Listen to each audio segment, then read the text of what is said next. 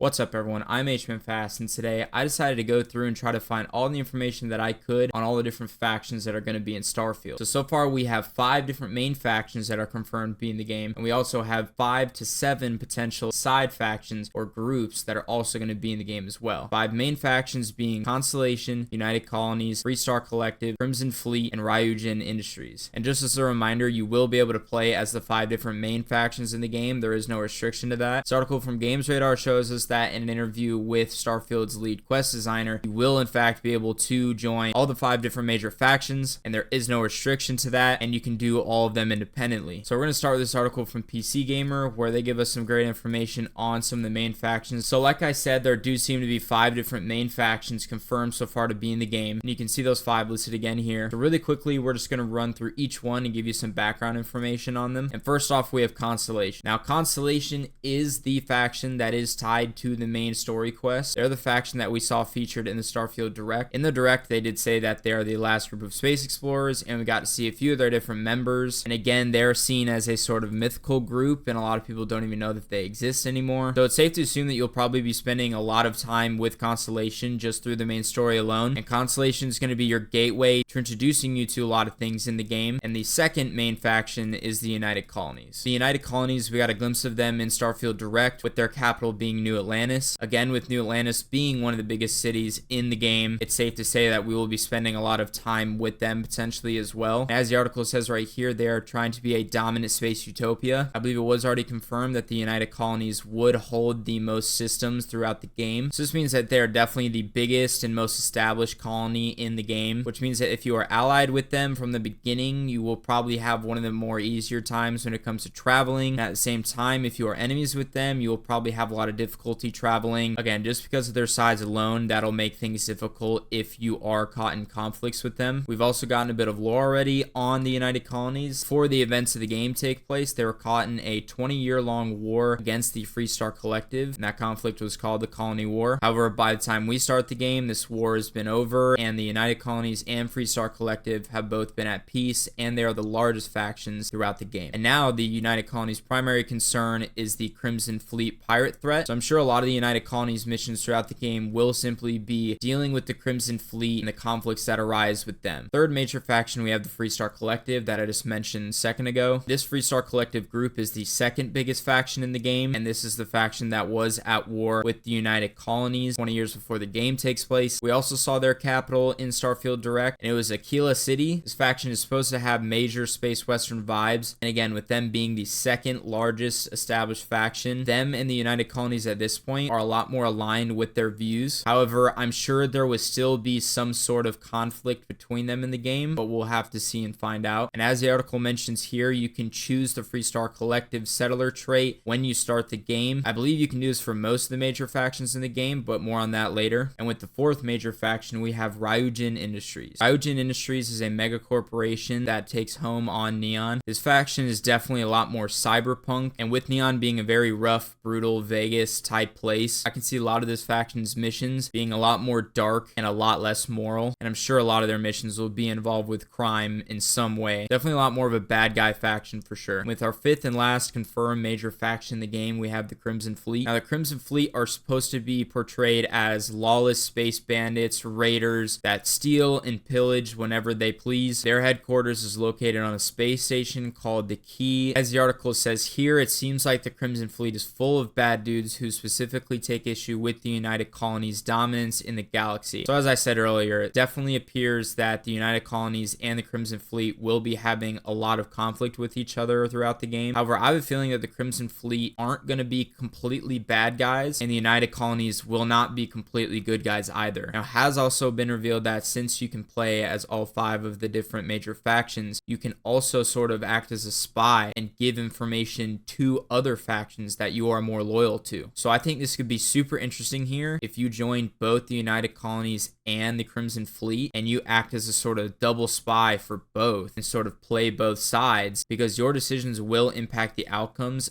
of the stories of each faction. So I think this one between the Crimson Fleet and the United Colonies could be a super interesting story here. So those are the 5 different main factions that we know of so far in Starfield, but we also have a bunch of different smaller factions or groups that we know of as well. So there seem to be 5 different groups that we for sure know are in the game, and those are House of Varun, the Enlightened, Sanctum Universum, Ecliptic Mercenaries, the Red Mile, and Spacers. So again, not much is known about these other groups so far in the game, but I'll just go off of what little that we have. So the House of Varun is a cult of space zealots, and we do know that they are Great Serpent religion worshippers. We got that from Starfield Direct footage. It is unclear if Great Serpent worshippers is its own group as well, or if it's just tied to the House of Varun. I'm not completely positive on that. And the Enlightened is another one of the religious organizations. And if we take a look at the traits that we've seen so far in Starfield, we can see that a bunch of the major factions and some of these smaller groups as well have traits tied to them. So for example, Enlightened has a trait that gives you access to loot when you visit New Atlantis. Same thing with Universal trait. However, once you pick one religious trait, you cannot pick another one. Same thing with the faction traits. Once you pick one faction trait, you cannot pick a separate faction trait as well. The Red Mile is supposed to be a small faction of runners. I can assume that this probably means that they are smugglers. Then there's the Ecliptic Mercenaries. This is most likely a bounty hunting group, and this sounds pretty exciting. Then finally, there are the Spacers, and they seem to be a very dangerous group of space marauders that you will run into when you're traveling in space. And again, just to reiterate, you will be able to join all the 5 different major factions in the game. However, it is not clear if you'll be able to join the smaller factions. So these were all the different factions that you'll be seeing in Starfield. Let me know what factions you're going to be running down in the comments below, and please leave a like on this video if you enjoyed. Please like and subscribe if you enjoyed this video today and you want to see more content like this. Thank you so much for watching, and I hope everyone has a good one.